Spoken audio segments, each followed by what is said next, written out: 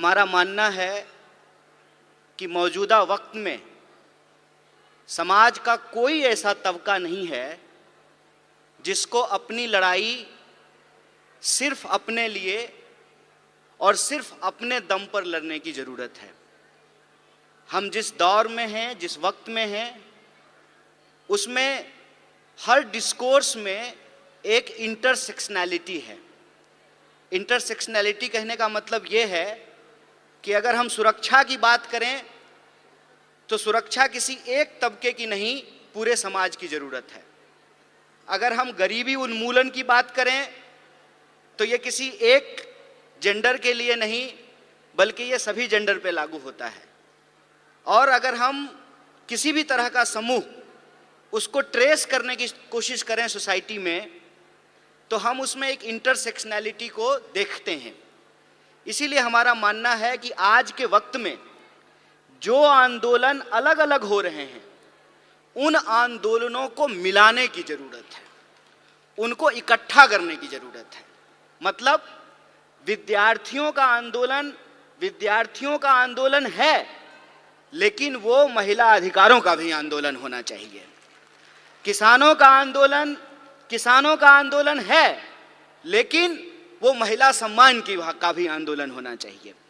इस देश में चाहे आदिवासी आंदोलन हो, दलित आंदोलन हो, विद्यार्थी आंदोलन हो, किसान आंदोलन हो, मजदूर आंदोलन हो, किसी भी राजनीतिक दल के जितने भी फ्रंट हैं, जैसे अगर हम अपनी पार्टी भारतीय राष्ट्रीय कांग्रेस की बात करें तो हमारा विद्यार्थियों का फ्रंट है NSUI, नौजवानों का फ्रंट है यूथ कांग्रेस, महिलाओं का फ्रंट है महिला कांग्रेस, किसानों का फ्रंट है किसान कांग्रेस। हमारा मानना है कि इन सारे फ्रंट को एक साथ मिल करके, एकजुट हो करके ऐसे काम करना चाहिए जैसे लोकतंत्र के 4 स्तंभ होते हैं। हम सबको एक एक स्तंभ के रूप में काम करना चाहिए, मिल करके काम करना चाहिए। इसीलिए आज जब मैं आपके बीच यहाँ मौजूद हूँ तो भाषण देने के लिए नहीं आया हूँ। हम आपकी हर कार्रवाई में कंधे से कंधे मिला करके दोनों फ्रंटल जो है मिल करके काम करें, और जो देश के सामने चुनौतियां हैं, जिसके बारे में हमारे राष्ट्रीय अध्यक्ष ने भी बताया, महिला कांग्रेस की राष्ट्रीय अध्यक्ष नेता जी ने भी बताया, हमारे ट्रेनिंग प्रोग्राम के सचिन जी ने भी बताया, जो भी स्पीकर आ रहे हैं जो हमको मौजूदा समय में चुनौतियों के बारे में बता रहे हैं, इन चुनौतियों में हमको मिलकर के काम करने की ज़रूरत है। और हम अपनी पार्टी के भीतर, संगठन के भीतर एक ऐसा माहौल पैदा करें कि समाज के हर तबके के लोग बड़ी सहजता से हमसे जुड़ सकें, हमारे बीच आ सकें। क्योंकि अगर हम विद्यार्थी आंदोलन की बात करें तो जो महिलाएं हैं, जो लड़कियां हैं, वो आधी आबादी है। और अगर हम अपनी मीटिंगों में, अपने संगठन की संरचना में, अपने प्रोग्रामों में अगर उनको प्रॉपर जगह नहीं देंगे, उनके लिए एक कंफर्टेबल माहौल नहीं पैदा करेंगे, ऐसा पॉलिटिकल कल्चर नहीं बनाएंगे कि वो सहम जाएं, वो आगे ना आएं, इसका मतलब विद्यार्थी होने के नाते, विद्यार्थियों का संगठन चलाने के नाते हम समाज की जो आधी आबादी है उसको इग्नोर कर रहे हैं। इसीलिए मैं जब आपसे बात कर रहा हूं तो आपसे ये आग्रह कर रहा हूं कि आपके यहाँ जो विद्यार्थी हैं, जो आपके संगठन से जुड़े हुए हैं, आप उनको हमसे जोड़िए और हम उनके साथ काम करके इस देश में नए तरीके का स्टूडेंट मूवमेंट खड़ा करने का काम करेंगे, विद्यार्थियों के एक तबके को आगे बढ़ाने का काम करेंगे। जैसा कि आप सब लोग जानते हैं कि अभी हमारी पार्टी का एक कार्यक्रम आया है कि कैसे नौजवान यूथ जो विमेन लीडर है उसको नर्चर किया जाए। उसके लिए इंदिरा फेलोशिप की शुरुआत की गई है।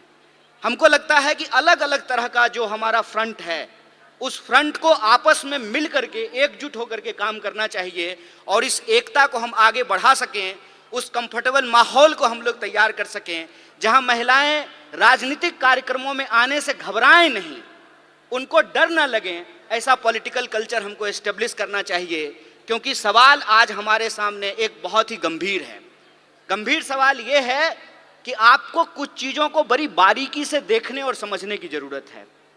ऐसा नहीं है कि हमारे देश में महिला प्रधानमंत्री नहीं हुई, हमारे देश में महिला राष्ट्रपति नहीं हुई, हमारे देश में लोकसभा की स्पीकर नहीं हुई, गवर्नर नहीं हुई, मेयर नहीं हुई, चीफ मिनिस्टर नहीं हुई, ऐसा नहीं है। तो एक तरफ महिलाओं को प्रतिनिधित्व भी मिला, लेकिन दूसरी तरफ आज की अगर हम बात करें तो महिला अपराधों की संख्या में भी बढ़ोतरी हुई है। इस अंतर विरोध को हमको समझना पड़ेगा, ऐसा कैसे हो रहा है। ऐसा अगर इस देश के इतिहास को हम बारीकी से देखेंगे तो हमको समझ में आएगा। जैसा कि हमारे राष्ट्रीय अध्यक्ष ने कहा कि जो अपने आप को विकसित देश कहते हैं, उन विकसित देशों में भी महिलाओं और पुरुषों को बराबरी के वोट के अधिकार नहीं मिले थे। अमेरिका में 1 पर्सन 1 वोट के लिए एक बहुत बड़ा आंदोलन किया गया था, लेकिन ये हमारे पुरखों की देन है, जो हमारे फाउंडिंग मदर्स एंड फादर्स हैं, उन्होंने इस तरीके का संविधान बनाया कि आजादी के साथ ही हमको वोट का अधिकार मिल गया। आप लोगों को यह बात जाननी चाहिए कि हम नाम तो लेते हैं डॉक्टर बाबा साहब भीमराव अंबेडकर का, उनका योगदान है इस देश के संविधान को बनाने में, लेकिन अगर आप संविधान सभा को देखेंगे तो 15 महिलाएं भी उस संविधान सभा की सदस्य थी, जिन्होंने अपने विचार रखने, अपने सलाह दिए, जिससे यह संविधान बन करके तैयार हुआ। वो 15 महिलाएं थी और वो अलग अलग समुदाय से थी, अलग अलग जो है क्षेत्र से थी, अलग अलग पृष्ठभूमि से थी, उन्होंने अपना योगदान दिया है। इस देश के इतिहास को अगर हम देखें तो आप महात्मा गांधी के योगदान को भुला नहीं सकते हैं। सबसे ज्यादा जो एंटी कॉलोनियल मूवमेंट पूरी दुनिया में हुआ, महिलाओं को आंदोलन से जोड़ने का काम अगर किसी व्यक्ति ने किया तो उस व्यक्ति का नाम महात्मा गांधी है। और आप देखिए कि देश को आजाद कराने के लिए, अंग्रेजों को इस देश से भगाने के लिए महात्मा गांधी जी को कस्तूरबा गांधी को छोड़ने की जरूरत नहीं पड़ी। छोड़नी पड़ी क्या? कस्तूरबा गांधी को साथ लेकर चलते थे ना। और एक आज के प्रधानमंत्री हैं, कहते हैं कि हमको देश की सेवा करने के लिए पत्नी छोड़ना पड़ा। हाय रे बेईमानी।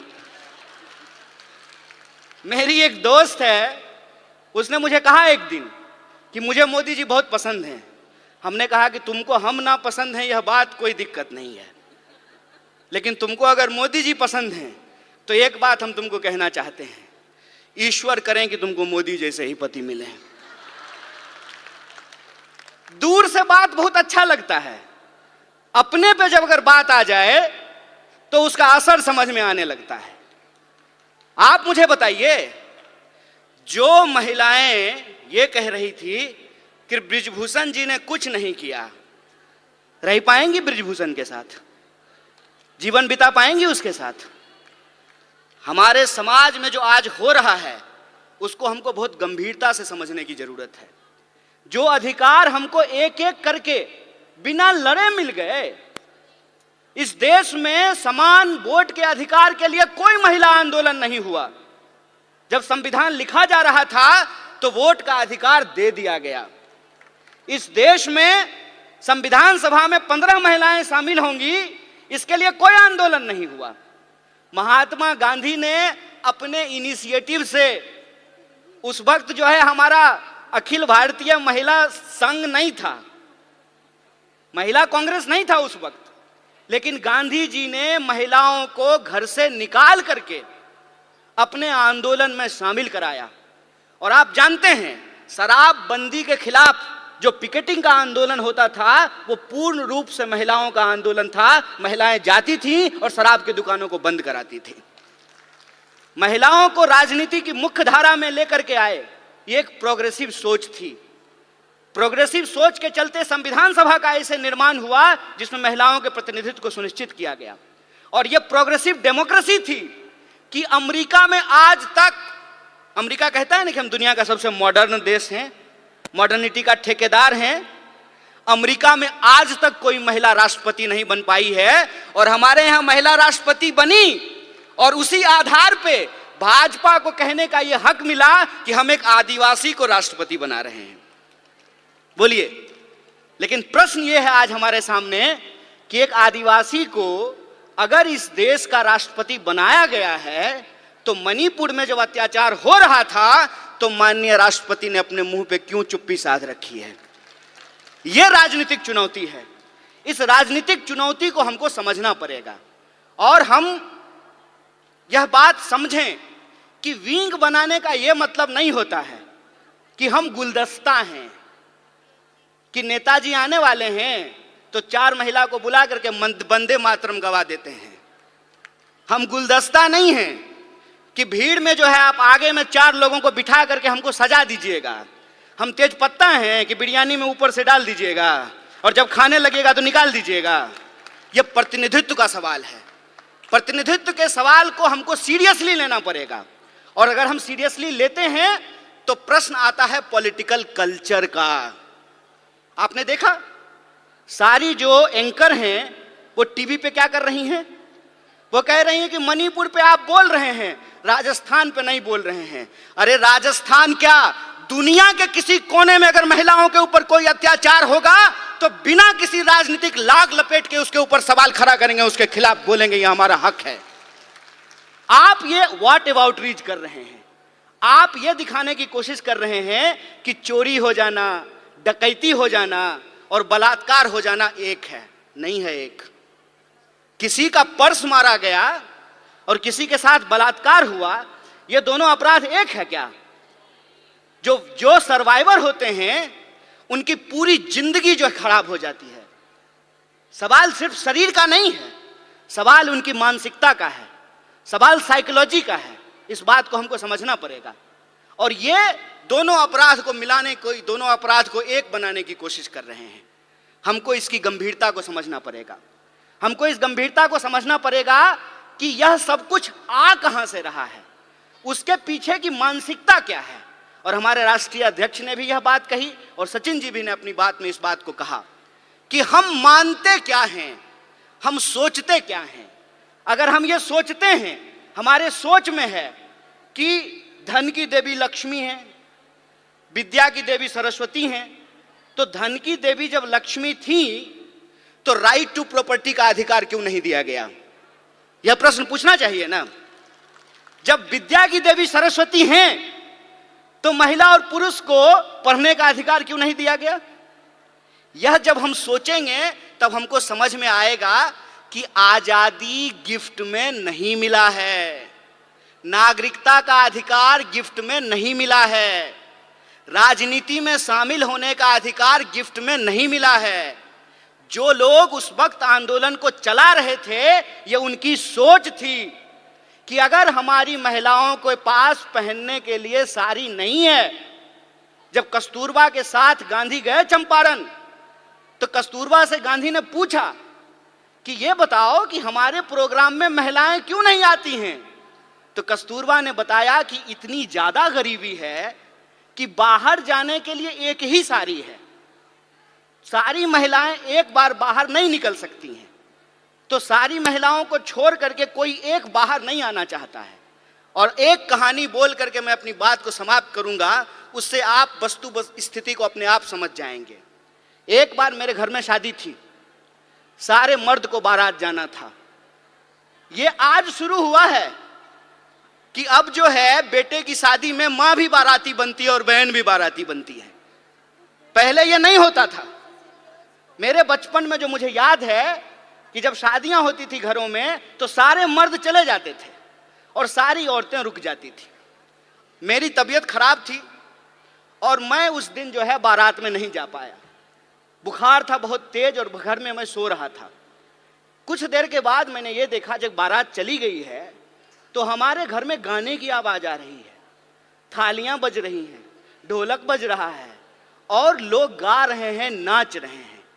कौतूहलता बस, आउट ऑफ क्यूरियोसिटी, मैं जाकर के चुपचाप दरवाजे के पास जाकर के देखने लगा और मुझे इतना आश्चर्य हुआ कि जिस मां ने मुझे 9 महीने पेट में रखा, अपनी एक एक सांस दी, खून दिया, पसीना दिया, 9 महीने पेट में रख करके पैदा किया, रोज खाना खिलाया, पखाना साफ किया, पढ़ाया लिखाया, वो मेरी मां गाती है ये मुझे मालूम ही नहीं था।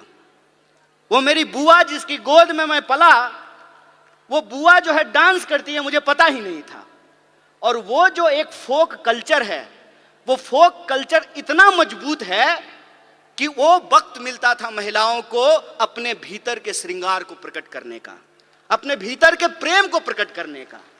जिस समाज में आपको आपकी भावना प्रकट करने का अधिकार नहीं हो, उस समाज में महिलाओं को राजनीति में लेकर के आना एक चुनौतीपूर्ण कार्य है।